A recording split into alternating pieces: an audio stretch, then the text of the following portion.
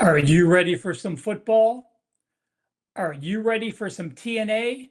That, of course, stands for Trends and Angles. I am Ralph Michaels.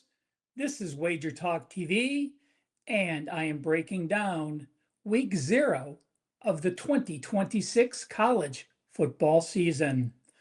I'll be doing a weekly Trends and Angles college football video and a weekly NFL Trends and Angles video.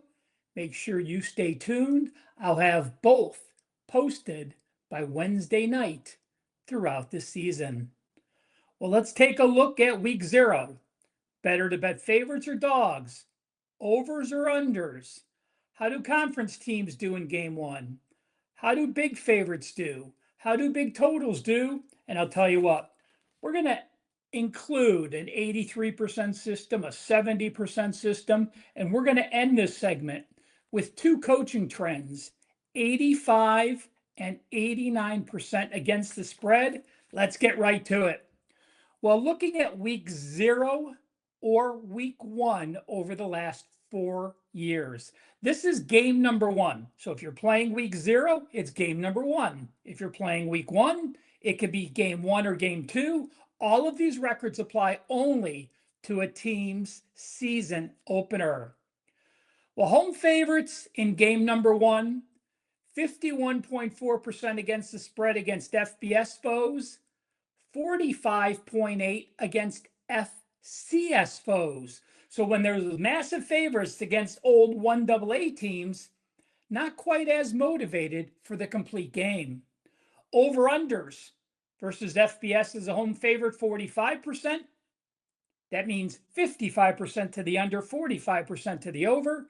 And against FCS opponents, 45.8% to the under. So basically, home favorites have been almost a 55% play to the under.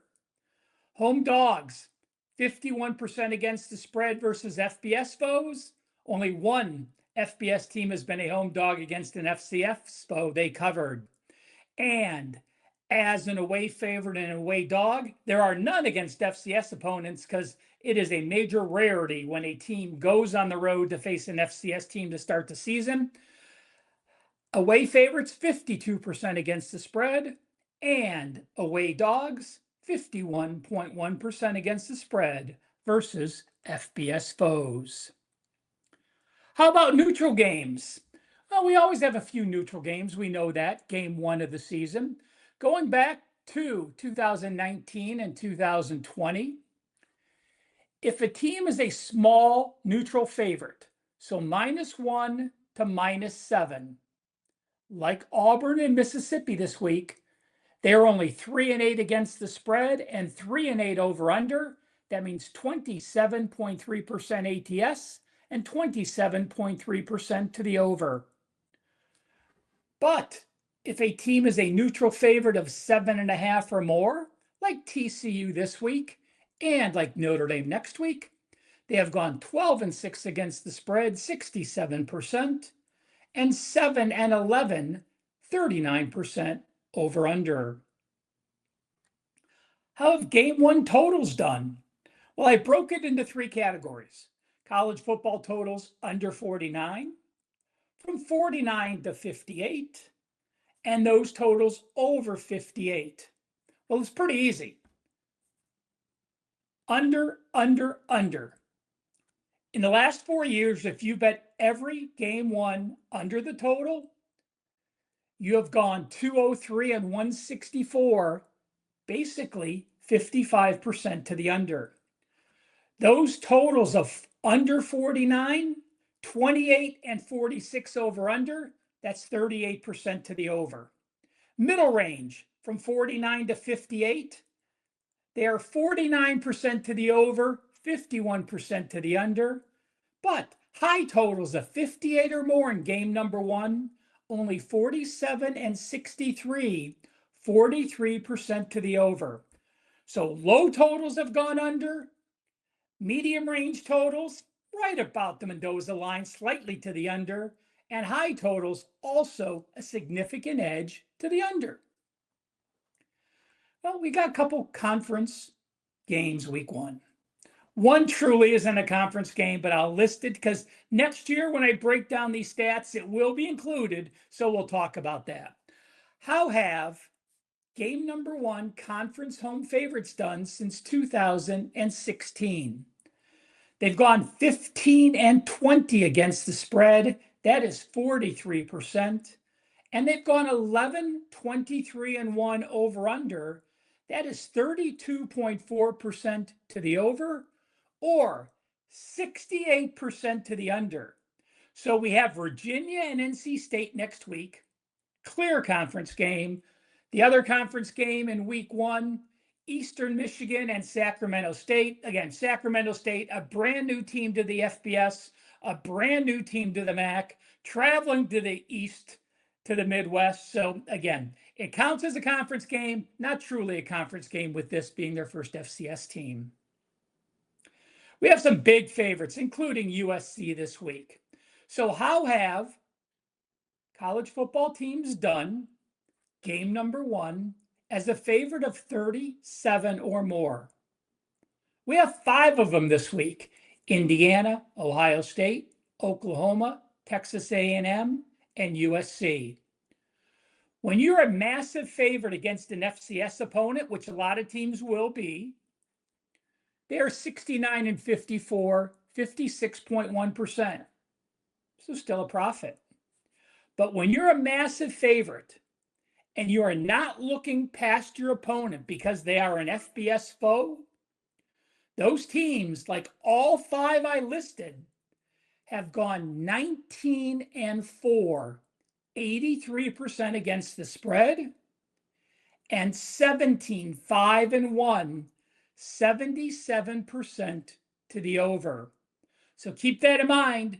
USC, Indiana, Ohio State, Oklahoma, Texas A&M, all clearly lean towards the favorite and the over. Let's go again and now look at a different situation. These are FBS teams.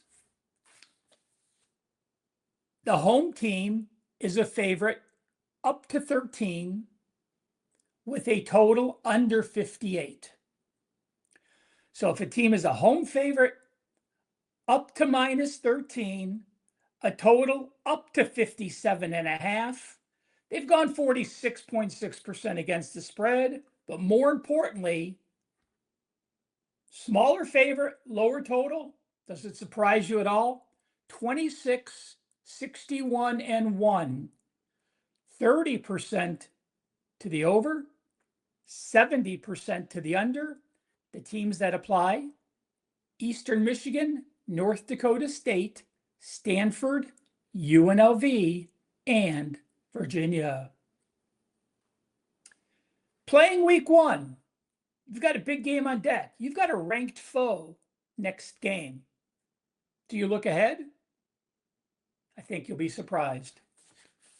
Home teams as a favorite or dog to plus 6.5. So we're excluding dogs of 7 or more. Everything else.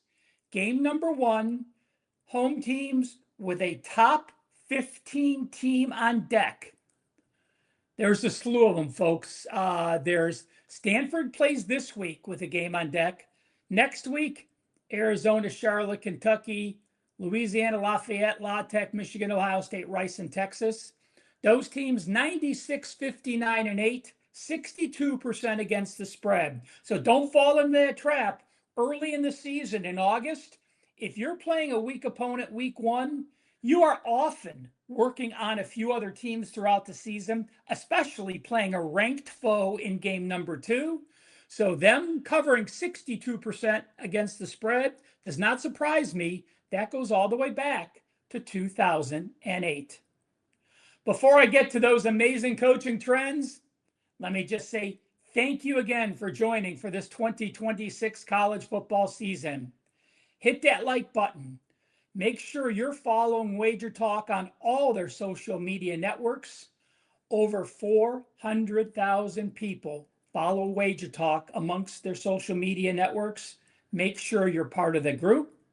Hopefully you enjoy this. Again, if you do, hit the like button, give me a thumbs up, And if there's any trends you want me to run moving forward, please leave a comment. I'm happy to reach out, study that information, and teach it to each of you to help everyone become a better. Well, couple coaches trends to finish off this week 1 college football segment.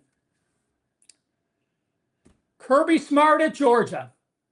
How has Kirby done against non-conference opponents the last 3 years? Well, he's 13-1. But did you know Kirby Stewart is 2-11-1 against the spread, 15.4% ATS against non-conference opponents. And if you eliminate the bowl games in the regular season, he is 2-13-1. That is 13.3% or an 87% fade against Kirby Smart and the Georgia Bulldogs in a regular season non-conference game. And finally, on the flip side, Greg Schiano at Rutgers. I've played Rutgers a few times early in the season. Why? Schiano knows his wins are very difficult in the Big Ten. For them to go bowling, they absolutely have to dominate those teams they're supposed to win. Well, since 2011, again, he was here before, then he left, then he came back. When Greg Schiano is playing a non-conference opponent, he is 19-5, 79.2% against the spread. And if he is facing a non-conference opponent with a total under 53, how about 16-2, 89% against the spread? Thank you so much for tuning in. Hit that like button on your way out. Have a great opening week of college football. I'll be back next week with another college football week 1 TNA report.